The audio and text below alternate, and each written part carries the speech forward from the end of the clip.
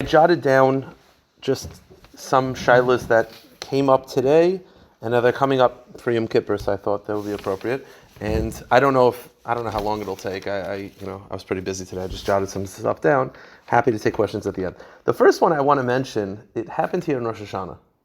So anytime a shayla happens in the shul, I want to mention, what the halacha was, and definitely what the consideration is. So what happened was, on the second day of Rosh Hashanah, they took out the Sefer Torah, and someone must have put the Sefer Torah in the reverse order. So the Sefer Torah that was meant for Maftir was placed down first on the bima, and they opened it up. And when they opened it, they realized it was the wrong Sefer Torah. Now the question is, if you basically use the wrong Sefer Torah, are you allowed to just wrap it up and say, well, we're not up to this one? Or for the covet of the Sefer Torah, once it's open, you got to use it. Now that would involve being rolling from the end of Bamidbar to the beginning of Bereshis. That would have taken some time. So I decided we're going to wrap it up. We're going to hand that to the other one. We're going to take the other one back, and we're going to reverse order. So there's a teaching of the Chacham of the Rav Yaakov Emden. Now this I had to remember that Rav Yaakov Emden was asked the following question. The Shulchan Aruch writes, I won't do most of it inside, I just want to read it to you. The Shulchan Aruch writes in Siman Kuf Mem Dalid Sif Gimel, Ein Goylin Sefer Torah B'tzibur. You are not allowed. Now, no one would ever, as a guy by yourself, no one would ever choose to do this, but you're not allowed to take out a Sefer Torah that's in the wrong place and decide, I'll roll it. Because you're wasting people's times. You're not allowed to waste people's time. It's considered Tircha Ditzibur. It's not allowed. It's an interesting thing, though, that someone mentioned that at weddings, there's a minig, it's a minig, it's hard to know exactly what the makar is. It's a minig of Chabad. Rav Shalom Zalman also says it. The minig is that Ashkenazim, we don't see each other before the wedding, the week before.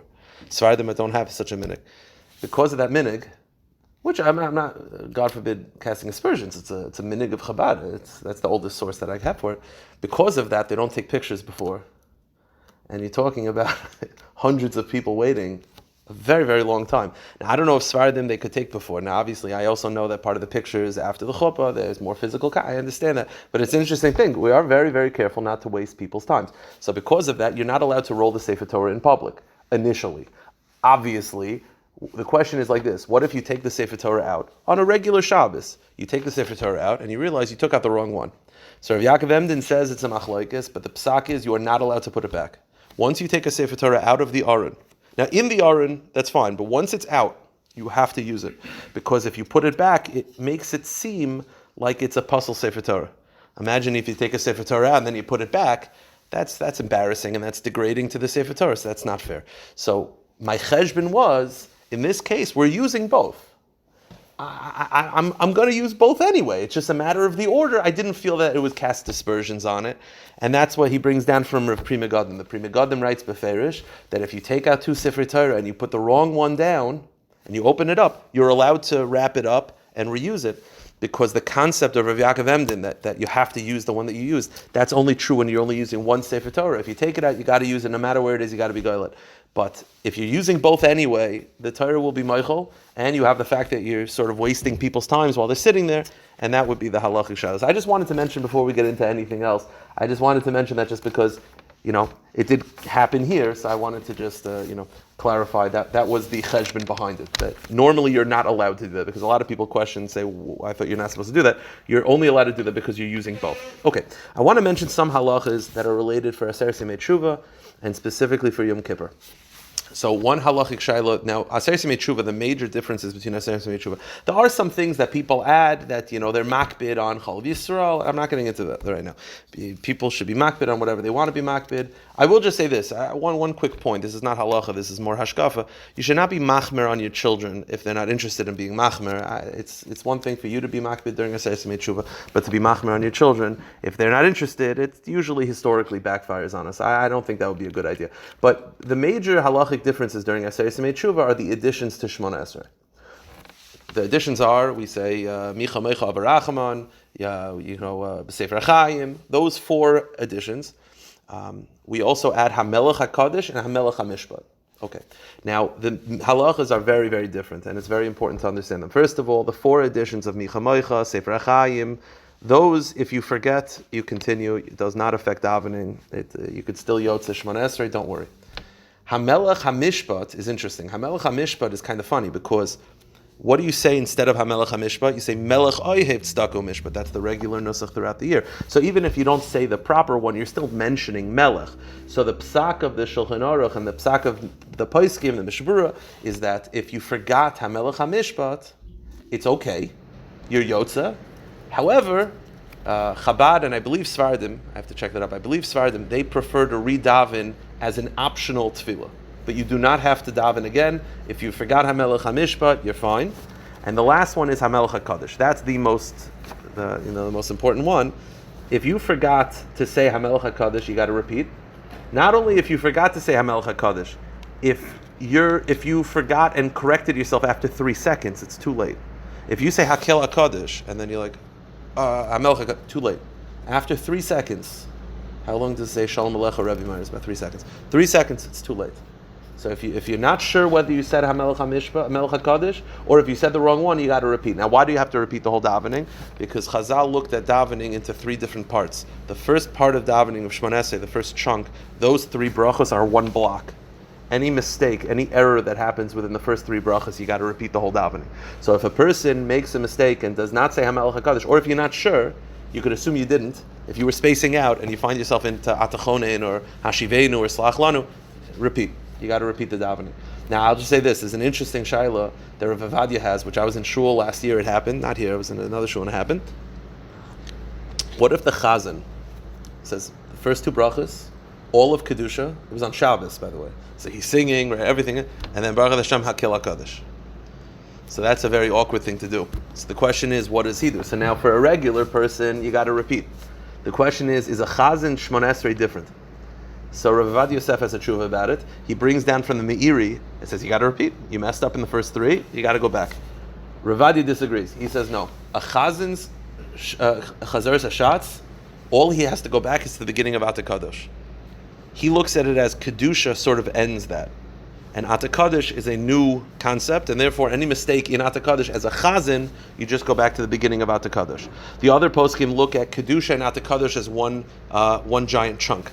By the way, so practical halacha, I think practically most people, if they're aware of the shayla, should follow Rav Avadia, especially for the chazan. It's embarrassing. They'll just go to Atakadosh and then let it go.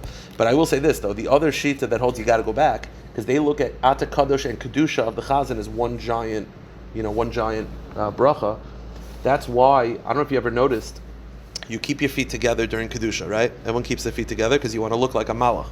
They're saying Kedusha, we say it with them. You keep your feet together. When are you allowed to separate your feet? So the Aruch HaShulchan brings down from the Levush that the Levush says you should keep your feet together until the Chazan's done saying Atakadosh. When he says Hakel HaKadosh or Melech HaKadosh, then you could separate your feet. It's because he looks at that bracha as an extension of Kedusha. Okay. So I just wanted to mention that. One more thing that's always good to know. I've mentioned this many times. The Mishavura Paskins, that if you're not sure what the proper procedure is in general in davening. So this was a little confusing. Hakel HaKadosh, HaMelech HaKadosh, HaMelech HaMishpat. If you're not sure what to do, you can walk in middle of Shemoneh Esrei and get a siddur that has the laws in it that you could understand. Let's say you have a hard time reading Hebrew and there's an art scroll in the back that has an art scroll, with the English. You could walk in middle of Shemoneh Esrei to go get it.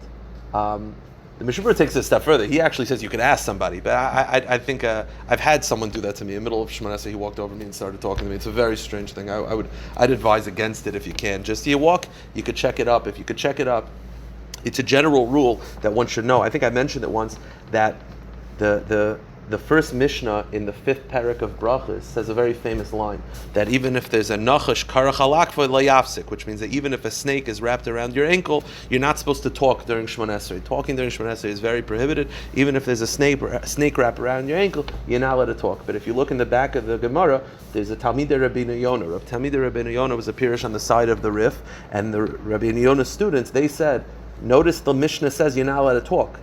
You're allowed to walk though, to get the snake off. And this is the source that walking during Shemoneh Esrei, while it's definitely frowned upon, I'm not going to be that guy who says you could just take a walk. I saw someone in the middle of davening, he needed a tissue, he just walked around together. I wouldn't do that. You're still talking to HaKadosh Baruch Hu, but walking is not the end of the world. In case of necessity, walking is allowed during Shemoneh Esrei. The examples are this psak of the Chayei Adam and the Mishbura, that if you're not sure what the halacha is, you could walk to go check it up. There's another example. By the way, I would tell you like this: if you have a child in shul and the child is screaming, and it's bothering 250 people, I would walk with the child outside of davening. I remember we once had a retreat years ago. We had a retreat, and so it was like one of these in hotels. So they had this giant, giant room. Everyone's davening, about 300-400 people. Everyone's davening. Middle of Shemoneh Esrei, this kid starts walking. This little kid walks up, and everyone, and sort of everybody's just like watching this kid, and he takes like a sitter and he starts throwing it. And as he's throwing it, you hear everyone's like, "Oh," and everyone's like bothered by this, and they're looking around like where the parent is. So I'm looking around. So I walked to the kid and I was like, "Here, come, let's go. Let's find your mommy, whatever it is." So. If walking during Shemoneh Esrei, if it's sharing everybody's kavana, I was by the Kota once, and this Haredi guy, he probably wasn't 100%. He left his bag not next to him.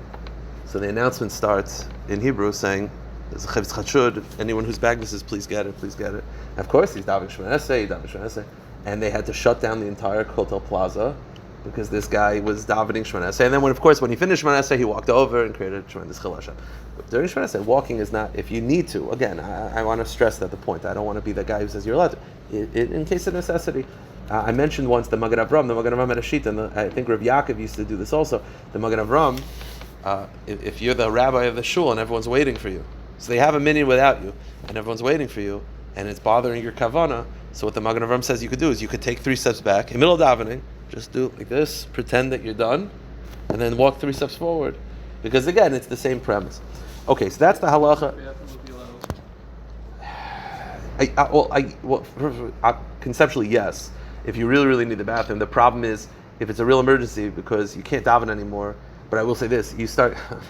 That's not a shayla for now. If you go to the bathroom middle Shemoneh Esrei, it creates major halachic problems of where to pick it up. But the truth is, yeah, if you're not feeling well, if you're in an emergency, you can't daven, right? If it's an emergency, you can't daven like that anyway. So it's a tefillah sateva, so you got to do, that would be the same thing. When it comes to Yom Kippur, I want to mention some halachos about Yom Kippur, and then I'm happy to take questions, and I'll mention. Actually, I got one more shayla today that I'll mention. He was probably going to listen to this year. I'm not going to say who, but so there was a friend of mine whose wife was ill. Unfortunately, she's doing a lot better now, and they had to go to the hospital on second day Rosh Hashanah, or the first day, whatever, towards the end of the day, and he wasn't able to light Yom Tov candles. So he wanted to know, does she have to add on from then on forever?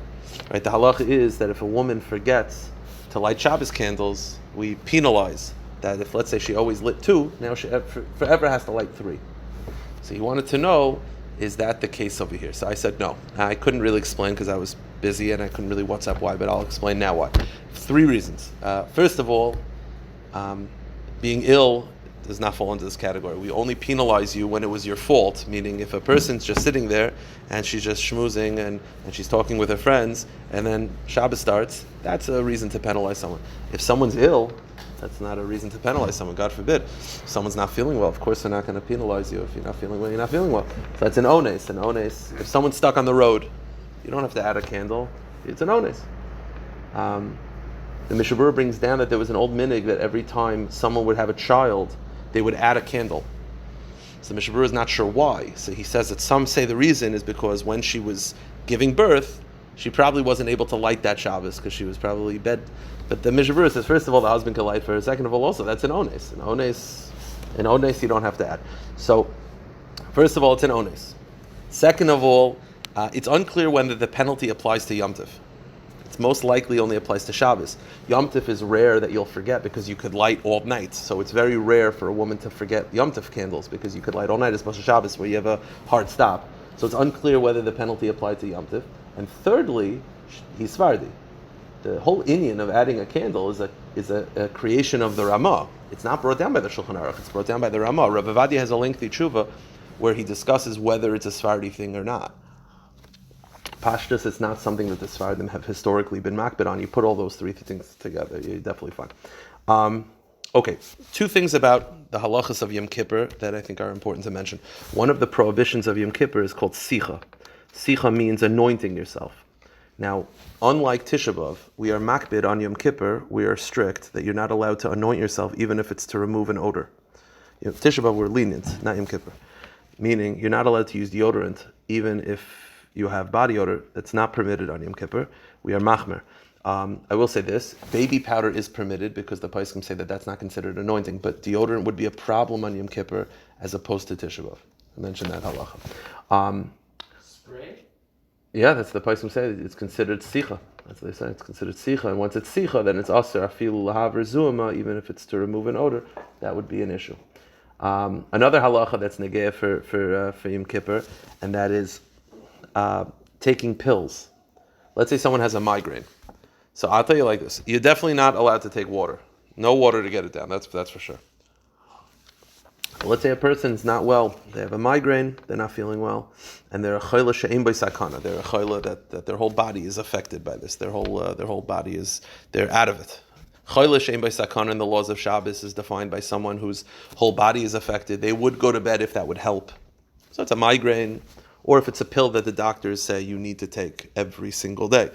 So the halacha is you are allowed to take that bitter, if it's a bitter pill, you're allowed to take it on Yom Kippur without water. Now, I don't know if people can get it down. I can't help you with that. But if you're able to get down Excedrin, if you have a Motrin, if you have a migraine, you could take a pill on Yom Kippur. If you're a chayla she'ein by sakana, just without water. That would be permitted. That would definitely be fine. Other people have other options, other solutions, whatever. That's definitely permitted. Now, just to run through very bekitzer, you should ask a shaila before we do this. But Yom Kippur is unique, and that's why it's what's called shiurim. Shiurim means that a person has to fast on Yom Kippur even if they're not feeling well. It's unlike other Tanesim that you just break the fast. Yom Kippur you have to fast. The only time a person eats fully on Yom Kippur is if it's life and death threatening. If it's a chayla sheyesh by sakana, if it's life and death, you got to eat on Yom Kippur. There's no question. But there are certain illnesses where it's not life and death now, but it could lead to life and death. And in such a situation, if you speak to the doctor and the doctor says this is what you got to do, most of the time it comes up when people are pregnant. Pregnant women have to fast on Yom Kippur. But if this is a pregnancy that she knows, the doctor say, listen, this is not good. She can't fast 25 hours. So then what you do is what's called shiurim. You find out from the doctor how often they have to eat. Hopefully it's a from doctor so they could understand this a little bit better. And then you figure out shiurim. Shiurim means that you eat less than the shiur. So the shiur on Yom Kippur, if you eat the whole shiur, that's chayiv kares. That's not good. If you eat half of the shiur, a little less than half, chatzi shiur, it's aser biblically, but it's not kares. That's the sweet spot that we're talking about. So if a person is really ill, that's what they're going to start doing. The amount is as follows. Again, you have to ask a doctor and you have to ask a shaila, but a lot of people, they if there's certain women, like basically every single time they're pregnant, this is what they got to go through. It's called shiurim. So basically, you have to figure out how much could you eat and how much could you drink and how often. So it's very simple. Let's go with food and drink. They're separate. You could do them at the same time. They're completely separate categories. Food. How much food are you allowed to eat and how often? The accepted assumption is 1 ounce is the amount that's permitted. 1 ounce. So it's a shot glass. You fill it up. You fill it up with like chocolate or like a donut or something that's got sugars, because usually a lot of times what the people are not feeling well, it's their lack of sugar. So you fill up 1 ounce. How often? So basically every single amount has a shita. The Chassam Sofer said 9. The Baal Tanya said 8. The Tzemach Tzedek said 6.5. Rav Moshe said 4.5. Rav Moshe in another place said 4. Basically, ideally 9 minutes. You have 1 ounce of food every 9 minutes. I'll be honest, if you eat 1 ounce of food every 9 minutes, that's 8 ounces an hour. That's a pretty hefty amount. That you'll feel fine. You'll feel pretty good after that. That's if you need to eat it more frequently, you could cut it down to 4 minutes. But 9 minutes ideally. 9 minutes. Now liquid is a little different. The liquid is totally in everybody's mouth. It's a little bit less than half of your mouth. So your mouth, it's 49% of your mouth. So how do you do that? So what you do is, before Yom Kippur, you take water and you fill your mouth till both cheeks are bulging, like full capacity. You spit it out into a measuring cup, 49% of that. So let's say your mouth holds 3 ounces at full capacity.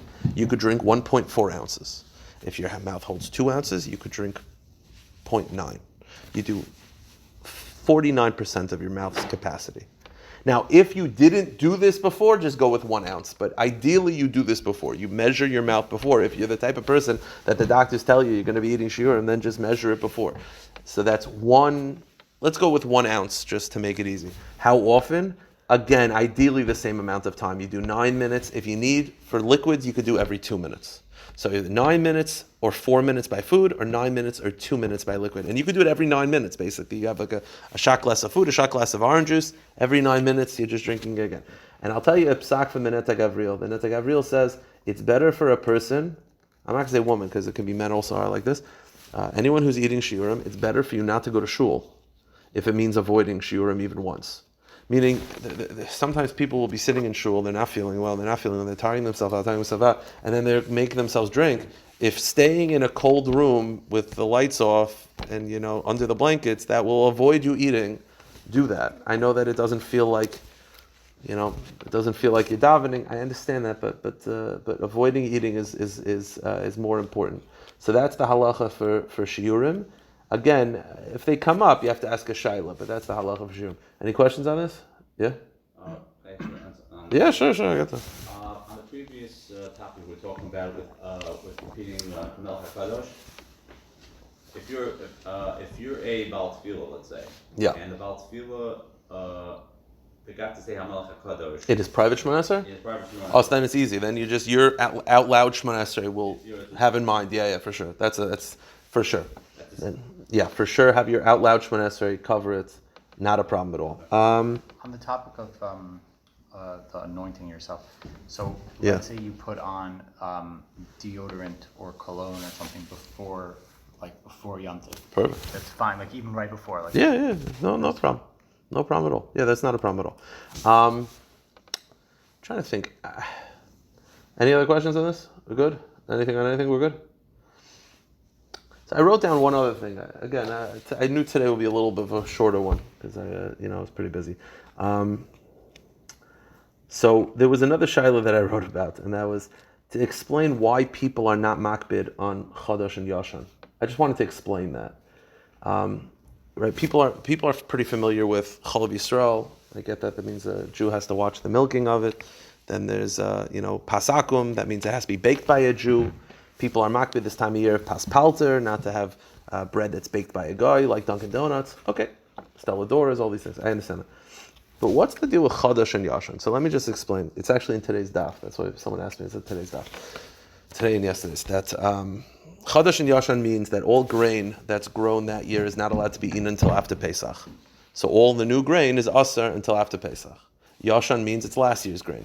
You go into a store, sometimes they'll say, Yashan, everything's Yashan. I'm makbid on Yashan. See, here's the real question. Whatever, I don't want to put you guys on the spot, but I assume 95% of the people here are not makbid on Yashan. Why not? It's daraisa. It's a biblical requirement. Everyone's makbid on Chol Yisrael. Marash Yeshivas themselves were not makbid on Chol Yisrael, but they're makbid on Yashan. And they said Chol Yisrael is a rabbinic enactment. And you have Rav Moshe Feinstein's heter that the FDA serves as the mashgiach. So everyone makes themselves so crazy about Chol Yisrael. And I get calls from Rabbanim that we used to because I don't get in trouble anymore. We used to serve, non-Chol Yisrael. Chol Yisrael is a rabbinic enactment, and Rav Moshe Feinstein's interpretation of Chol Yisrael. But Yashan and Chadash is daraisa. So why are we not makbid? And the reason why I know we're not makbid is because to be makbid is like a barcode. It's not so easy. You got to actually you have to know different type of runs and different type of flour. So it's based on 2 heterim. Anyone who's been doing Daf Yomi recently knows there's a machlekes tanoim whether Chadash is a problem in Chutz La'aretz. Now we live in Chutz La'aretz, so there's basically 3 heterim that we rely on. First of all is the Shita the Taz. The Taz says that you can rely on the tanoim that we had in yesterday's Daf, that Chadash is not a problem in Chutz La'aretz. Although the Rishonim do not follow that way, you could rely on the Tanakama that Chadash is not a problem. Secondly, you have the Shita of the Magen Avram that he says that even if you hold that Chadash is a problem in Chutz La'aretz, that the Chazal extended it, that when Chadash, that outside of Israel, Chazal created a prohibition, all new grain until Pesach is prohibited in Chutz La'aretz, but the Magen Avram says that's only true for lands close to Israel, like Syria, Lebanon, America, and Europe, which was so far away, Chazal never had us in mind. They didn't extend it to us. That's the second answer. And the third answer is the Bach. The Bach famously said that the heter is that Chadash is not a problem if it's Goyish owned grain. It's only a problem if it's Jewish owned grain.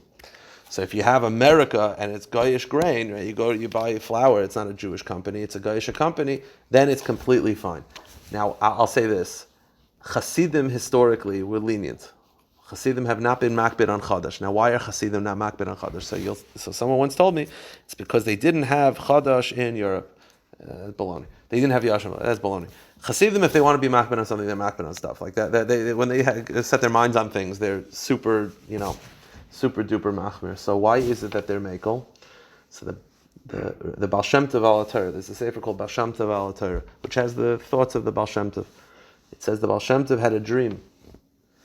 He was always makbid on Chadash, not the Chadash, and he had a dream. And in the dream, he was in Shemayim, and he saw that they were taking buckets of water and cooling off Gehenna for 40 days.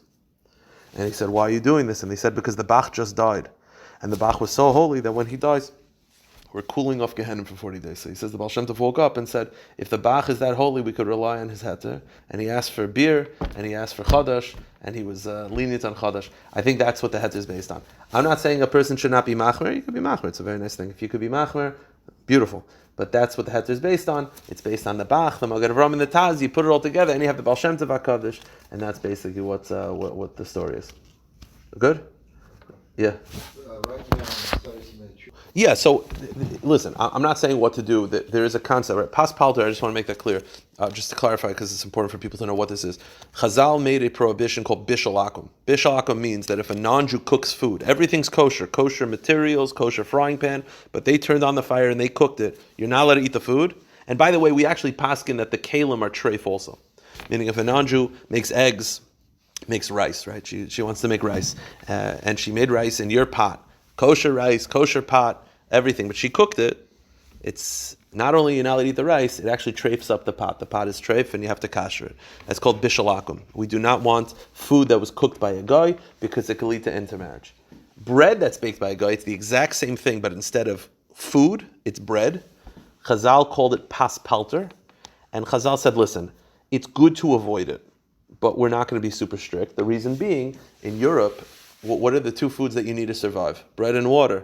And Chazal understood that bread was too hard. It was too hard. It's one thing to have a guy, I can live my whole life without goyim cooking eggs and rice for me. But they had bakeries. They had one bakery in the town, and there was a goyish bakery.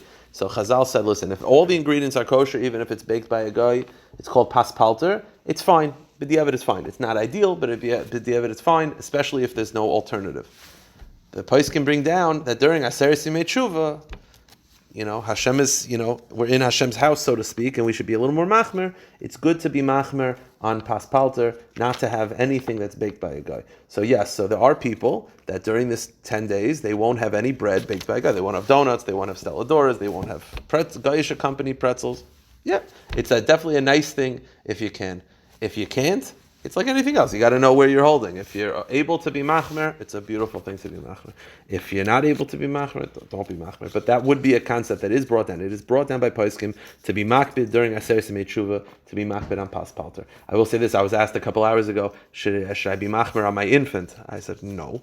If your infant has a certain type of... No, I understand. Listen, if it doesn't affect the baby, if the baby has the flavor that it's whatever oatmeal that it eats, and the oatmeal is pas yisrael, then yeah, great.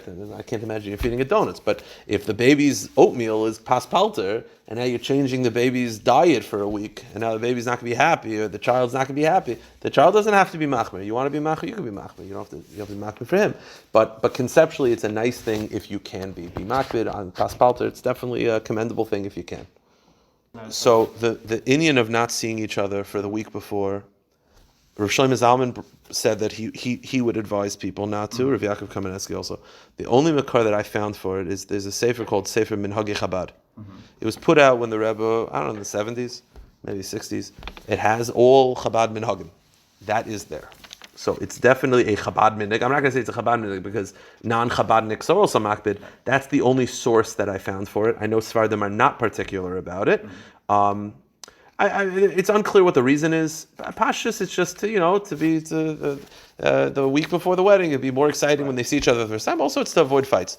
Usually the week before, no, I'm not being facetious. The week before the wedding, there's usually a lot of tension and there's a lot of things. But I will say this, I had a couple once that they weren't seeing each other before, the week before, and the problem is because they weren't seeing each other, it was leading to major arguments and they needed to get together and hammer certain very important details out. And my father spoke to Rav Pam about this once, and Rav Pam said, "Sit down and talk. Don't the whole minig is to make sure that there's a happy chasana. If there's no chasana because of the minig, then it definitely doesn't. But it's a minig. It's a minig brought down by Sefer Minhag Chabad. That's a Sefer Chabad Sefer Minhagim of the Chabad. That's where it's brought down. I am not aware of any other source. We're also seeing today. I'm getting. Yeah, that was like a nice little just addendum at the end, just to clarify. The Shulchan Aruch says you have to repeat if you didn't say Hamelech HaMishpat. The Mishnah Berurah, the Ramah says you do not have to. Chabad says what they say is their combination. They say you should daven as a nedava. So Sfaradim yes, Ashkenazim no, Chabad nedava.